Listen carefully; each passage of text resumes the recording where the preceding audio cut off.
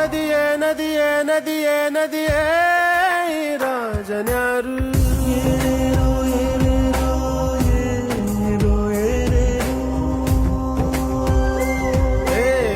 ವಿಧಿಯೇ ವಿಧಿಯೇ ವಿಧಿಯೇ ವಿಧಿಯೇ ವೀರನ್ಯಾರು ಒಂದೂರಿನಲ್ಲಿ ಒಬ್ಬ ಪರಾಕ್ರಮಿ ರಾಜ ಇದ್ದ ರತಿಯಂಥ ರಾಣಿಯೊಡನೆ ರಾಜ್ಯಭಾರ ಮಾಡುತ್ತಿದ್ದ ತಾನು ತನ್ನ ಪ್ರಾಣನೇ ಪಣವಾಗಿರಿಸಿ ಕಾಪಾಡೋ ಶಾಂತಿ ದೂತನ ಹಾಗೆ ಅವ ಹೆಸರಾದ ನೋಡೋ